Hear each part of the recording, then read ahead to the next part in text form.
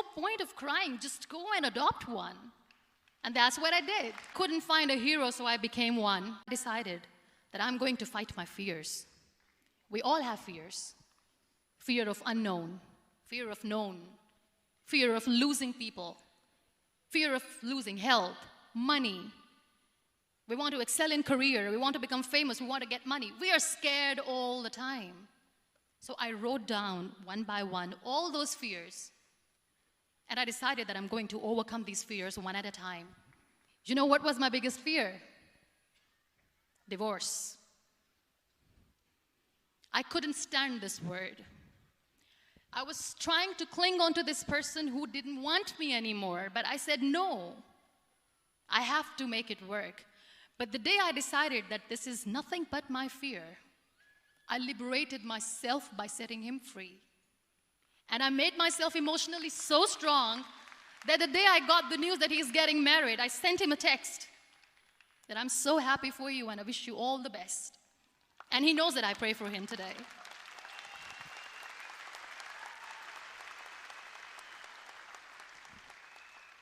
My biggest fear, number 2, was I won't be able to be a mother again. And that was quite devastating for me. But then I realized there are so many children in the world, all they want is acceptance. So there is no point of crying, just go and adopt one. And that's what I did.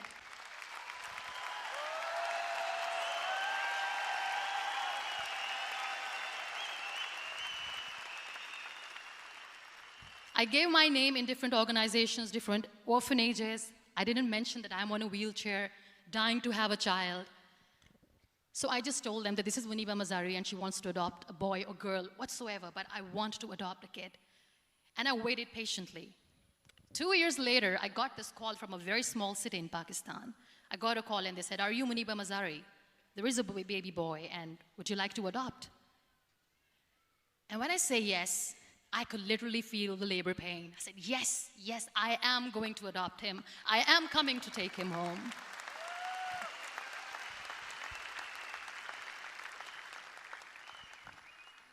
And when I reached there, the man was sitting and he was looking at me from head to toe. And in back of my head, I kept thinking that, oh my God, he is going to say she's on the wheelchair, she doesn't deserve it. How is she going to take care of him? And I looked at him and I said, do not judge me because I'm on the wheelchair. But you know what he said? He said, I know you will be the best mother of this child. You both are lucky to have each other.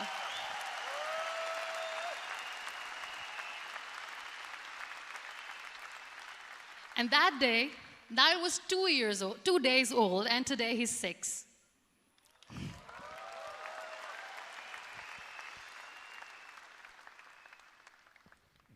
You'll be surprised to know another bigger fear that I had in me. It was facing people. I used to hide myself from people. When I was on bed for 2 years, I used to keep the door closed. I used to pretend that I'm not going to meet anyone, tell them that I'm sleeping. You know why? Because I couldn't stand that sympathy that they had for me. They used to treat me like a patient. When I used to smile, they used to look at me and say that, you're smiling, are you okay? I was tired of this question being asked, are you sick? Well, a lady yesterday at the airport asked me, are you sick? And I said, well, besides the spinal cord injury, I'm fine, I guess.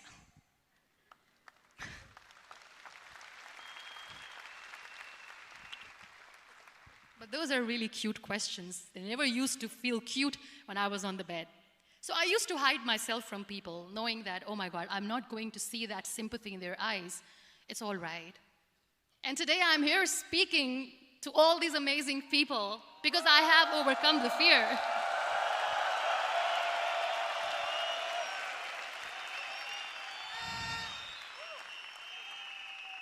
You know, when you end up being on the wheelchair, what's the most painful thing? That's another fear that people on the wheelchair or the people who are differently abled have in their hearts, but they never share. I'll share that with you. The lack of acceptance. People think that they will not be accepted by the people because we, in the world of perfect people, are imperfects. So I decided that instead of starting an NGO for disability awareness, which I know will not help anyone, I started to appear more in public. I started to paint. I always wanted to. I have done a lot of exhibitions. I'm Pakistan's first wheelchair-bound artist. I have done a lot of modeling campaigns, different campaigns for brands like Tony and Guy.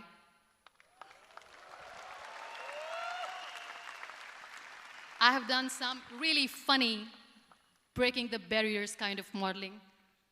There was this one by the name Clown Town where I became a clown because I know that clowns have hearts too. And then I also decided that if I really want to make the difference, I am not going to let people use me for their polio campaigns where they will make you a victim and an emblem of misery and mercy and will say that, you know what, give polio drops to your children or they'll become like this girl. I decided that I'm going to join the national TV of Pakistan as an anchor person. And I've been doing a lot of shows for the last 3 years.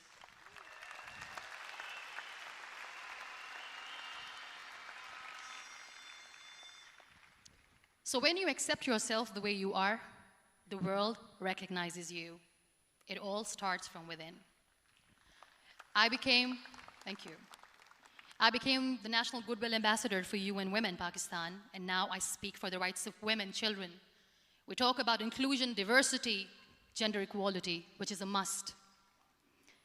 I was featured in BBC 100 Women for 2015. I'm one of the Forbes 30 under 30 for 2016. And it all didn't happen alone. You all are thriving in your careers. You have bigger dreams and aspirations in life. Always remember one thing. On the road to success, there is always we, not me. Do not think that you alone can achieve things. No. There is always another person who is standing behind you, maybe not coming on the forefront, but behind you, praying for you and supporting you. Never lose that person. Never.